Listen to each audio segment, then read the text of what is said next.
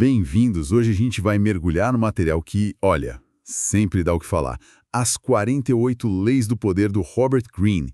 Pegamos aqui alguns trechos para discutir. É um livro que se apresenta como um guia, né?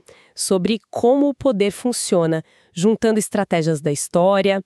E muitas delas, vamos dizer, são vistas como bem controversas, até maquiavélicas mesmo. Exatamente. E o nosso papo aqui não é para julgar, nem para dizer, faça isso. A ideia é mais, sabe, explorar como essas fontes enxergam a dinâmica do poder nas relações, tentar entender o mapa que o livro traça. Isso, sem necessariamente concordar com ele, né? E um ponto importante que já está lá no prefácio é que o foco é na ação e no efeito dela. A questão moral, a intenção, isso fica meio de lado. Poder é visto como um jogo social mesmo. Um jogo que, segundo o próprio livro, exige uma certa habilidade hoje em dia. Sair mostrando o que você quer poder assim abertamente parece ser arriscado. A dica é parecer gente boa, justo, quase lembrando aquelas cortes antigas, sabe? Onde tudo era muito polido por fora. Ah, sim. Nas cortes era assim mesmo. Aparência de civilidade total, mas por trás um jogo bem complexo, às vezes até brutal. Um passo em falso ali. Nossa, sim. Mostrar talento demais na hora errada podia ser o fim. A superfície era uma coisa, as manobras eram outra, né? Bem silenciosas. A duplicidade era tipo a regra do jogo. Então, pensando nesse jogo, que habilidades seriam, assim, essenciais para jogar, segundo essas fontes? O prefácio dá umas pistas, né? Ok, vamos tentar abrir isso um pouco. Olha, o controle emocional aparece forte. A sugestão é não deixar raiva ou mesmo afeto guiar as jogadas. Raiva principalmente é vista como algo muito destrutivo, porque atrapalha o julgamento, né?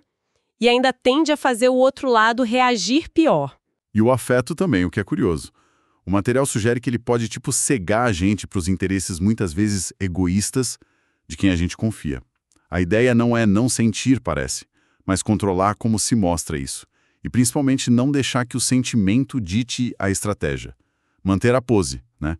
Mesmo que por dentro... Exato, parecer firme. Outra coisa é a perspectiva do tempo. O livro usa aquela imagem do deus Jano, de duas caras.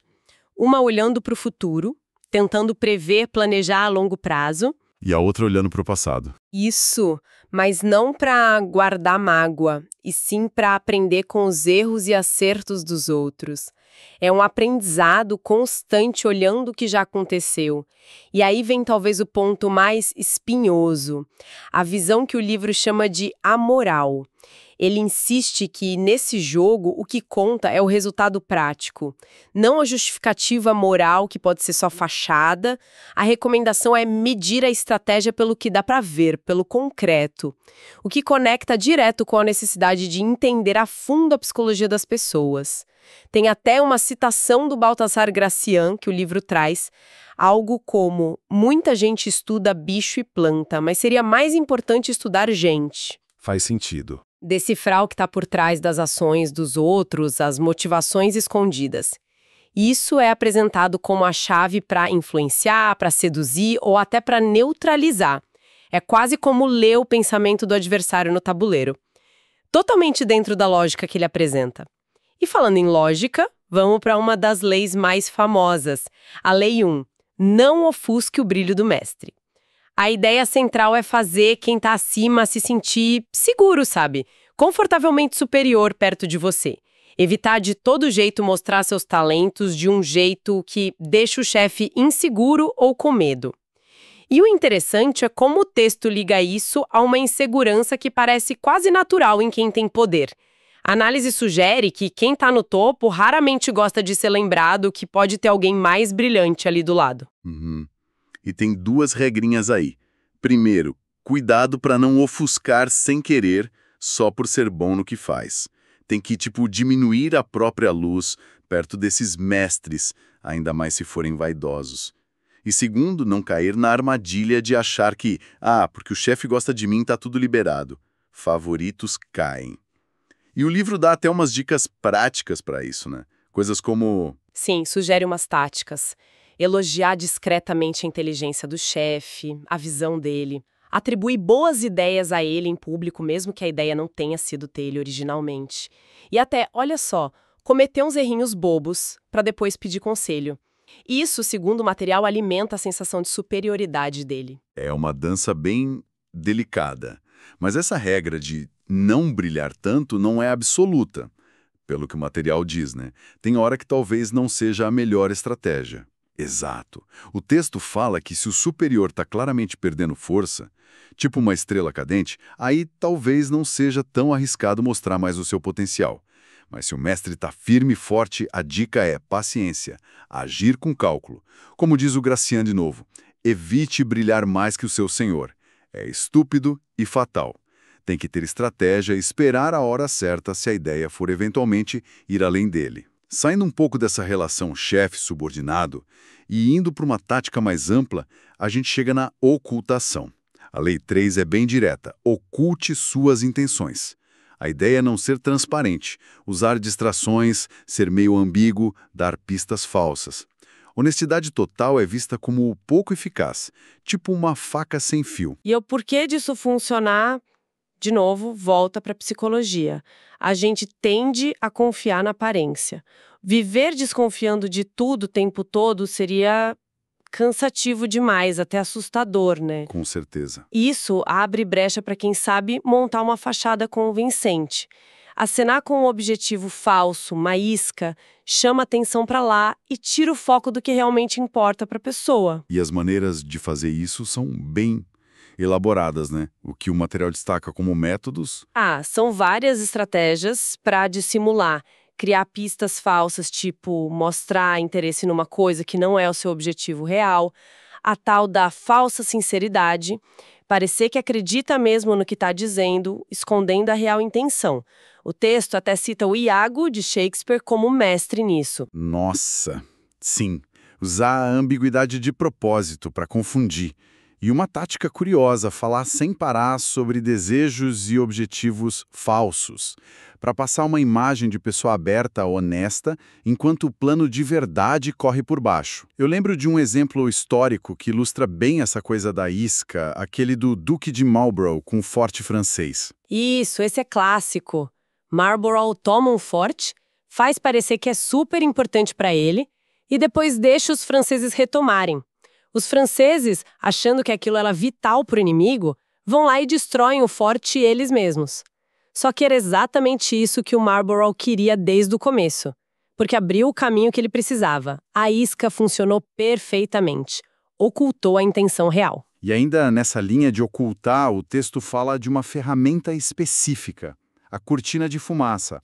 Aí a coisa fica mais sutil ainda, né? Exatamente. A ideia da cortina de fumaça é criar uma fachada que pareça normal e inofensiva, ou até nobre, para esconder a manobra de verdade. E tem variações. Uma é a expressão facial que não diz nada, o famoso poker face de negociadores tipo Talleyrand, Kissinger. Que não entrega o jogo. Nada. Outra é o gesto nobre. O exemplo do negociante de arte Duvin é ótimo. Apoiou a criação da National Gallery, parecia pura filantropia, mas o livro aponta que tinha ali benefício fiscal, valorização de mercado para ele e para os clientes, tudo escondido atrás da cortina de fumaça da generosidade. Tem também a ideia de criar um padrão para depois quebrar ele, certo? Sim, o exemplo do Jay Gould com a Western Union é esse.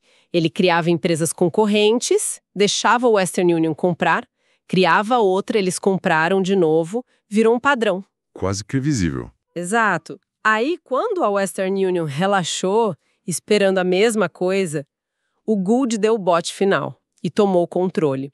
O padrão foi a cortina de fumaça para a jogada decisiva e inesperada. E a última tática de cortina de fumaça que o material menciona é a camuflagem. Cores simples. Se misturar o ambiente, parecer inofensivo, usar ninguém ou parte do grupo.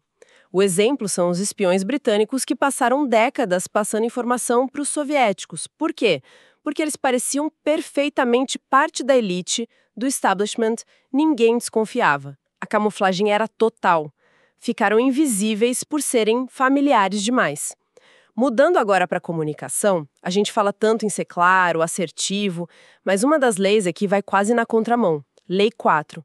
Diga menos do que necessário. A tese é que falar pouco pode fazer a pessoa parecer mais poderosa, mais profunda.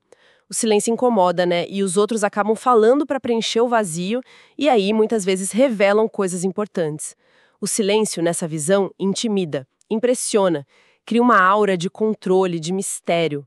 Como as pessoas são máquinas, como diz o texto, máquinas de interpretar, elas ficam tentando adivinhar o que está por trás daquela reserva toda. E esse controle do que você revela coloca o outro na defensiva. O autocontrole que o silêncio passa já é, por si só, uma demonstração de força. Desestabiliza quem espera uma reação mais óbvia. O Andy Warhol é citado dizendo algo tipo: "Aprendi que você tem mais poder quando fica de boca fechada." Forte isso.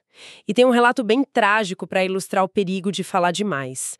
A história do Kondrat Ryleyev, um rebelde russo do século XIX. Foi condenado à forca, mas na primeira tentativa a corda arrebentou. Quase um milagre. Só que o Ryleyev, talvez aliviado ou indignado, sei lá, gritou algo tipo: "Vejam só, na Rússia não sabem nem fazer uma corda decente." A frase chegou no czar Nicolau I, que já estava pensando em perdoar ele. Mas quando soube da provocação, o czar teria dito: "Então vamos provar o contrário." E mandou executar de novo. Dessa vez deu certo. A lição é brutal. Falou, tá falado. Não dá para voltar atrás. Que história. O texto alerta também sobre sarcasmo, né? Aquela satisfação de momento não valeria o ressentimento que pode gerar, mas esse foco todo num silêncio. Será que não pode ser mal interpretado às vezes? Tipo, a pessoa não está interessada ou nem sabe do que está falando. O material fala desses riscos. Sim, o livro admite que não é uma regra para tudo. Tem hora que o silêncio pode levantar suspeitas que você não quer. E o contrário também. Falar mais pode ser útil. Por exemplo, para parecer inofensivo ou menos esperto do que você é. Funciona como dissimulação, tipo o bobo da Curtis. Isso. Que fala muito para ninguém notar a esperteza ou usar a falação como cortina de fumaça mesmo, parecer ingênua enquanto planeja outra coisa nos bastidores. Interessante como até o silêncio e a fala viram ferramentas nesse jogo. Agora, vamos para a dinâmica com grupos. Lei 27. Jogue com a necessidade que as pessoas têm de acreditar em alguma coisa para criar um séquito de devotos. A base aqui é que existe um desejo humano muito forte por acreditar, por ter uma causa. Quem consegue direcionar esse desejo para si mesmo, oferecendo uma fé nova, um propósito, ganha um poder enorme sobre os seguidores. E aqui o texto entra numa análise quase clínica do que chama de a ciência do charlatanismo. Pega métodos de figuras históricas, mas diz que os mesmos princípios valem hoje. Negócios, política, moda, arte. O material descreve 5 passos para construir esse tipo de grupo devoto. É quase um receituário. 5 passos, quais seriam eles? Seja vago, seja simples. A ideia é chamar a atenção com palavras que soam grandiosas, promissoras, mas que são meio abertas, né? Para cada um interpretar como quiser. Usar títulos chiques, explorar a vontade das pessoas por novidade e oferecer soluções que parecem simples para problemas complicados, tipo elixires milagrosos, fórmulas secretas. Quase um marketing de promessa vazia. E o segundo passo?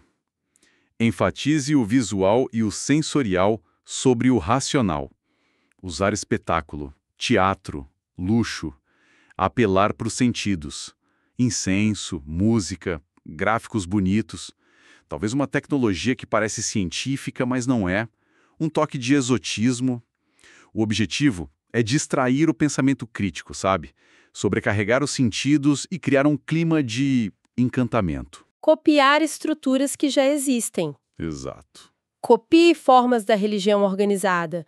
O livro sugere criar rituais e hierarquia, muitas vezes com nomes que lembram religião, apóstolos, iniciados, pedir sacrifícios para os seguidores, que geralmente acabam enchendo o bolso do líder. Convenientemente. Pois é, e se posicionar como profeta, guru, visionário. Isso dá uma cara de legitimidade, uma estrutura familiar e disfarça a natureza do poder ali. Pegar carona em formas religiosas dá uma legitimidade quase instantânea. O quarto passo deve ser sobre o dinheiro. Bingo! Disfarce a fonte de renda. A grana que o líder acumula não pode parecer que veio direto dos seguidores. Tem que parecer que é a prova de que os métodos funcionam. O luxo em volta do líder vira testemunho. Olha aí, funciona? E a última etapa para fechar o grupo. Estabeleça uma dinâmica nós contra eles. Criar um sentimento forte de pertencimento, de clube exclusivo. Isso normalmente envolve achar ou até inventar inimigos lá fora. Infiéis, céticos, gente que ameaça o grupo. Essa ameaça externa une os seguidores, dá uma causa comum defender a fé, o líder e reforça a identidade do grupo contra os outros. É interessante como o texto fecha essa análise, dizendo que as pessoas parecem preferir o extraordinário, o romântico, anjos, milagres, do que a realidade mais pé no chão, do esforço, da disciplina, da mudança aos poucos. E é justamente essa preferência pelo fantástico que essas estratégias exploram, né? É uma aposta na psicologia da esperança, do desejo por soluções mágicas. Então, fazendo um balanço rápido do que a gente viu, as fontes descrevem o poder como um jogo bem complexo que parece exigir disciplina emocional de ferro, muita habilidade para dissimular, uma comunicação calculada ao extremo e, talvez acima de tudo, uma compreensão bem afiada da psicologia humana, incluindo essa necessidade profunda de acreditar. Com tudo isso na mesa, o que fica? Fica a pergunta sobre o que são essas leis, né? Um manual para seguir, uma descrição fria de como o poder funciona no mundo real, sem se importar com moral, ou será que é mais um alerta, um guia para a gente reconhecer essas táticas quando usam contra nós? O livro, do jeito que ele se coloca, parece mais focado em descrever e observar os efeitos das ações, o que dá para ver, o que dá para medir, do que em julgar as intenções por trás. É uma visão pragmática, talvez até cínica para alguns, uma visão que foca no resultado, no jogo jogado, e isso deixa a gente com uma provocação final para quem nos ouve. Pensando nessas estratégias que valorizam tanto a aparência, a manipulação sutil, a exploração das nossas necessidades psicológicas, qual seria o verdadeiro lugar e a eficácia da autenticidade genuína para construir uma influência sólida que dure nesse mundo complexo de hoje? Fica aí a reflexão. Uma pergunta fundamental para a gente continuar pensando sobre isso. Com essa questão no ar, a gente encerra a nossa conversa por hoje. Obrigado pela companhia e esperamos reencontrar-nos na próxima.